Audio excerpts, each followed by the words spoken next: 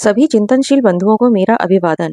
मेरे चैनल अमृत विचार में एक बार फिर आप सभी का हार्दिक स्वागत है। सबसे पहले जिन लोगों ने मेरे चैनल को सब्सक्राइब किया है उन सभी का बहुत बहुत आभार। जिन लोगों ने अभी तक मेरे चैनल को सब्सक्राइब नहीं किया है या जो लोग पहली बार मेरे चैनल से जुड़ रहे हैं, कृपया मेरे चैनल को सब्सक्राइब करें, लाइक करें और ज़्यादा से ज़्यादा लोगों को शेयर करें, जिससे मैं इसी प्रकार अन्य जानकारियाँ ज़्यादा से ज़्यादा लोगों तक पहुँचा सकूँ। आज हम बात करेंगे आदर्श की क्रियात्मकता। अब प्रश्न यह होता है कि इस आदर्श को जीवन में क्रियात्मक रूप देने के लिए भारतीय ऋषियों ने क्या उपाय सोचे। इसका उत्तर ऋग्वेद में इस प्रकार दिया है। चत्वारि अन्या भुवनानि निर्णये चारुणि चक्रे यत ऋतई अवर्धते। अर्थात वह परमात्मा अथवा दिव्य शक्ति अन्य चारों लोकों को पवित्र और सुंदर बनाती है तथा ऋत अर्थात सत्य, नैतिक व्यवस्था और ब्रह्मांडीय नियम के द्वारा संपूर्ण सृष्टि का पालन पोषण और विकास करती है। कहने का भाव यह है कि जो परमात्मा सत्य और धर्म रूपी ऋत के द्वारा समस्त लोकों को पवित्र, सुंदर और व्यवस्थित करता है, वही समस्त जगत की उन्नति और कल्याण का कारण है। मनुष्य को भी उसी ऋत अर्थात सत्य, धर्म और न्याय के मार्ग पर चलकर अपने तथा संसार के कल्याण का प्रयत्न करना चाहिए। जब जीवन सत्य, धर्म और पवित्र आचरण पर आधारित होता है, तभी व्यक्ति का आत्मिक विकास, समाज का उत्थान और विश्व का कल्याण संभव होता है।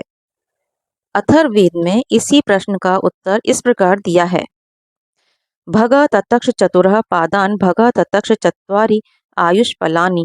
अर्थात परमात्मा ने 4 आधारों की रचना की है और जीवन की रक्षा एवं उन्नति के लिए चारों साधनों की व्यवस्था की है।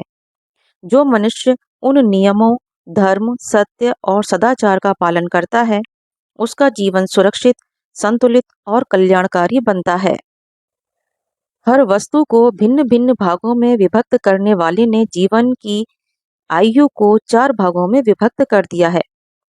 शतपथ ब्राह्मण में उन 4 भागों का विस्तार करते हुए कहा है, ब्रह्मचर्य आश्रमं समाप्य गृही भवेत्, गृही भूत्वा वनी भवेत्, वनी भूत्वा प्रव्रजेत। अर्थात मनुष्य जीवन के आदर्श को क्रियात्मक बनाने का तरीका यह है कि पहले ब्रह्मचर्य व्रत धारण करे, ब्रह्मचर्य के उपरांत गृहस्थ, बाद को वानप्रस्थ और फिर संन्यास आश्रम में प्रवेश करे। आत्मा के अपने आदर्श तक पहुंचने का, उसके पूर्ण रूप से विकसित होने का यही उपाय है। ब्रह्मचर्य अवस्था स्व से आरंभ होती है। यह स्व या अपना आत्मा ही तो आगामी आने वाले विकास का आधार है। इसलिए ऋषियों ने इस स्व की आधारशिला को दृढ़ बनाने के लिए ब्रह्मचर्य आश्रम का विधान किया है। इस आश्रम में स्व के या अपने सिवा और कुछ दिखाई नहीं पड़ता। ब्रह्मचारी अपने इर्द गिर्द घूमता है। वह अपने शरीर की, अपने मन की और अपने आत्मा की उन्नति करता है। अपने से बाहर उसे देखने को नहीं कहा गया, परंतु जब वह अपने स्व को दृढ़ बना चुका होता है, तब उसे अपनी आत्मा को अधिक विकसित करने को कहा जाता है और वह गृहस्थ आश्रम में प्रवेश करता है। ब्रह्मचर्य अवस्था में मनुष्य की दृष्टि केवल अपने तक सीमित थी, परंतु गृहस्थ अवस्था में वह अपने स्व के अंदर दूसरों को सम्मिलित करने का पाठ सीखता है। ब्रह्मचर्य आश्रम में मनुष्य की दृष्टि अपने ही ऊपर रहती है, परंतु गृहस्थ आश्रम में माता पिता अपनी दृष्टि को अपने ऊपर से उठाकर कम से कम अपनी संतानों तक तो विस्तृत कर ही देते हैं। वे स्वयं भूखे रह सकते हैं, परंतु अपनी संतानों को भूखा नहीं देख सकते। स्वयं कांटों से लहूलुहान हो सकते हैं, परंतु अपने बच्चे की उंगली में एक कांटा भी चुभता हुआ नहीं देख सकते। त्याग के जीवन की पराकाष्ठा गृहस्थ में है, परंतु जीवन का वैदिक आदर्श गृहस्थ तक रुक नहीं जाता। गृहस्थ तो आत्मा के सर्वभूत हिते रतः के क्रमिक विकास में एक सीढ़ी मात्र है, एक मंजिल है, एक स्टेज है। जीवन का असली उद्देश्य तो आत्मा का ऐसा विकास है जिसमें वह अपने को ही नहीं, अपनी पत्नी को ही नहीं, अपने बाल बच्चों को ही नहीं, परंतु समस्त प्राणी मात्र को अपना समझने लगता है। विश्वात्मा में अपनी आत्मा को ओतप्रोत कर देता है, घुला मिला देता है। यो असावसौ पुरुषः सो अहम अस्मि का अनुभव करने लगता है, दूसरों की आत्मा में अपनी आत्मा का प्रत्यक्ष करता है। ऐसे विकास का, ऐसे उदय का सीमित छोटा रूप गृहस्थ आश्रम में दिखलाई देता है। परंतु यहीं पर रुक जाना, यहीं पर ठहर जाना और आगे कदम न रखना वैदिक आदर्श के विपरीत है। तभी गृहस्थ को एक आश्रम कहा गया है।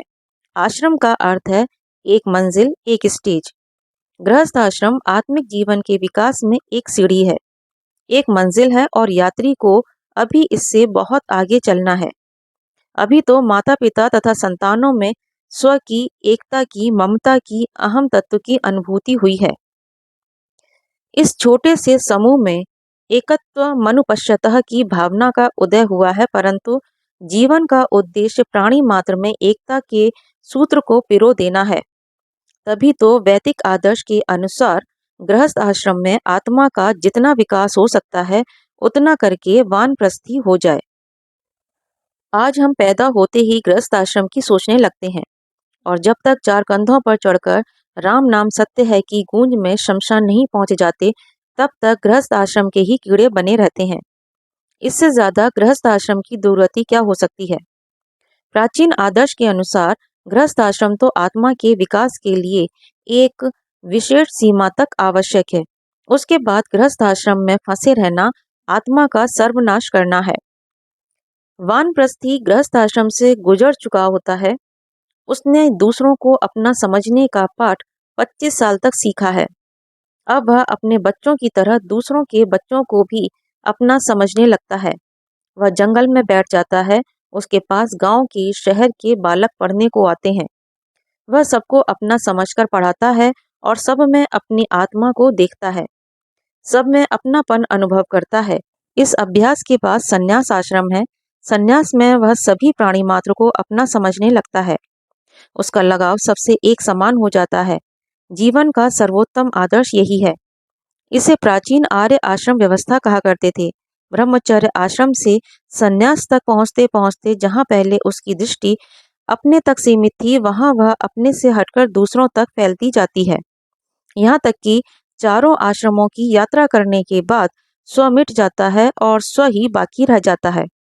अंतर इतना है कि पहले स्व स्वयं तक सीमित था और अब स्व ईश्वर तक पहुँच जाता है। शायद इसी ऊंचे अनुभव को किसी ने अहम ब्रह्मास्मि के उद्गार से प्रकट किया था, जिसका अर्थ था मैं क्षुद्र नहीं महान हूँ। शेष चर्चा हम अगले वीडियो में करेंगे। धन्यवाद।